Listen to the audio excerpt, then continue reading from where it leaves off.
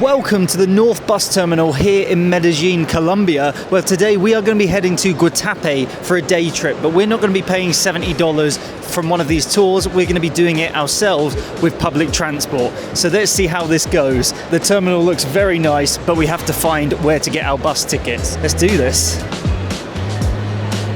It looks like these have all got names of towns, so we just need to find the one to Guatape. Eb said it is counter number 9 or 14. So we need to find that one. Number 14 to Guatape. Those to Guatape? Tickets acquired, that was 25,000 pesos each, and the bus is leaving right now. The ticket tells you the gate number and you just have to find it outside, so we're number 20.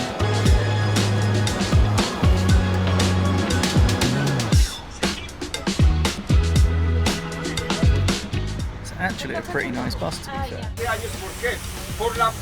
I have no idea what's going on. This guy is like just talking at the front and handing out little like metal bits, and people keep like shouting out. I'm so confused. This is the craziest bus.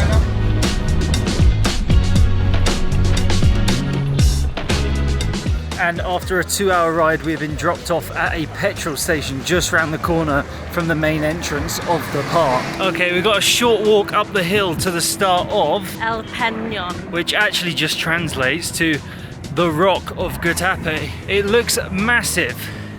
How many steps? 600. That's a lot of steps. We haven't even started yet. Okay, we walked about 15 minutes to the top, but I would definitely recommend getting a tuk-tuk up to the top because that is pretty steep to start with, and we haven't even started climbing the stairs. But we've got here, and it's kind of like a little theme park. Like, there's like rides and amusements and loads of gift shops. See what Eb's gonna buy. What are you getting? I think it looks cool, no? Yeah.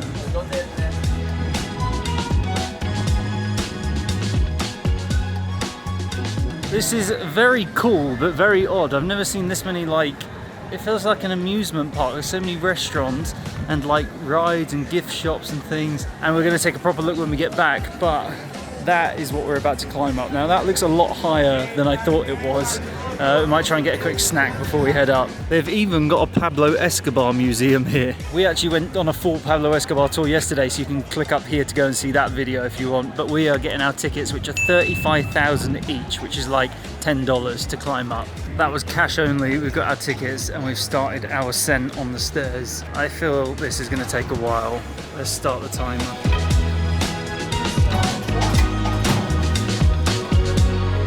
We're only 100 steps in and I feel like this is a great view already. So Guatape, I think, has this big sort of lake that all these little islands are on. So there's the fairground we came from.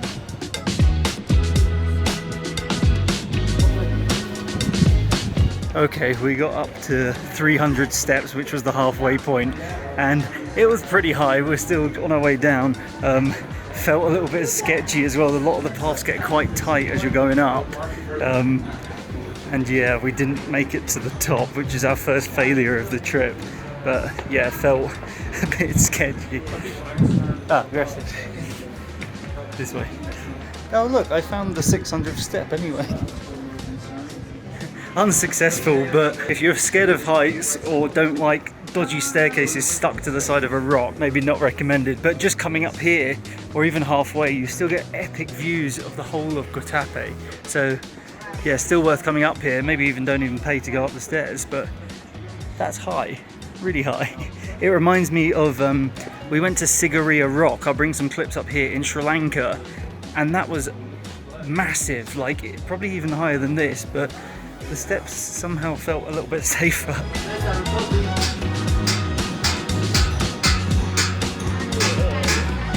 That was a group decision. Eb didn't want to do it either. No, the stairs just felt super dodgy. Like if you looked up, just like concrete blocks stuck on the side of it. And some of them got really thin as well. There is a viewpoint about halfway up, which we realised we would have just made, so we should have just pushed through to that bit. But yeah, very, very high. We made it to about here, and that's the first viewpoint, and the second one's even higher. Right, we're going to find ourselves a tuk-tuk to take us down to the main town of Guatape and check out what that has to offer.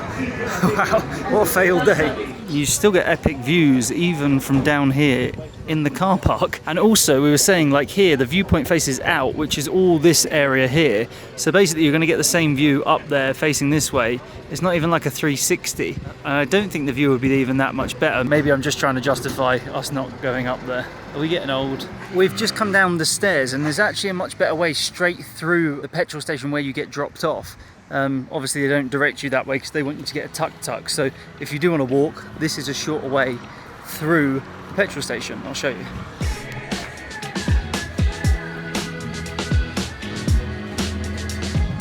That was easy. Here's the walkway. Next to the toilet, you go through there.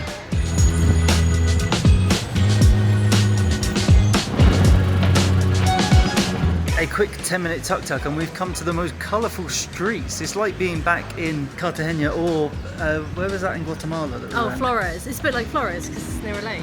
Yeah, and Lake Titilian. No? Oh yeah, yeah. We went to the colourful street place. Yeah, true. Anyway, they've got all these artworks that are like 3D off of the wall. It's really crazy. And everywhere is very colourful and nice. Definitely worth coming down to the town. And I think Eb's getting us a coffee.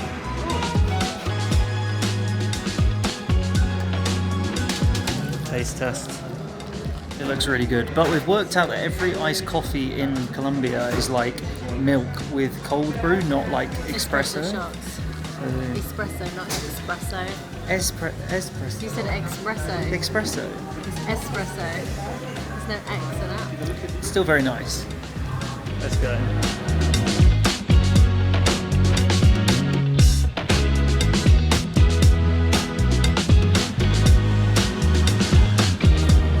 These are some of the best looking tuk-tuks I've seen before. The colour and everything's so cool. The designs are mad. Not seen any like this before. Right, we're going to find ourselves a restaurant. There's loads of options around here. We just had some not very nice tacos and now we're checking out this main square, which is really colourful and nice. And then every other building is full of colour as well. This is probably one of the best places we've been in Colombia, to be honest. Lots of little shopping streets. We're going to do a bit of shopping and then we're going to try and get on a boat and explore some of these islands and hopefully even go to Pablo Escobar's old house. That'd be pretty cool. Let's try and do it.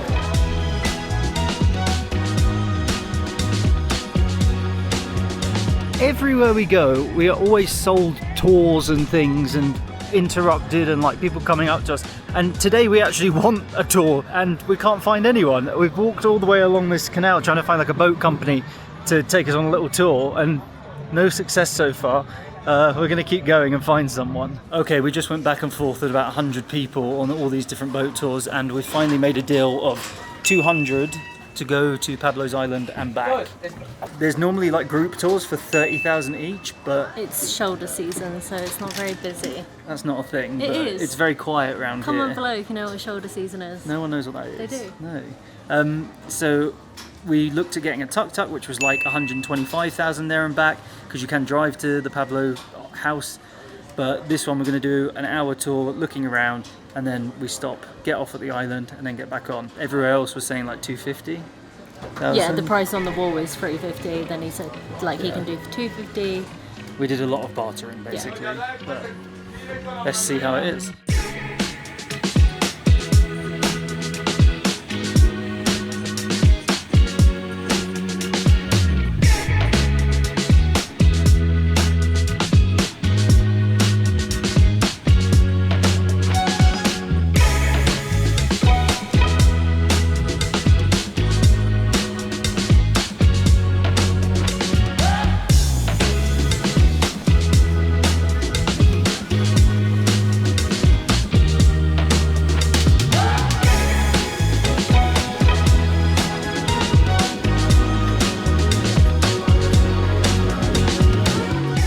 Just like that, after a 20-minute boat ride, we have made it to La Manuela, which is Pablo Escobar's island.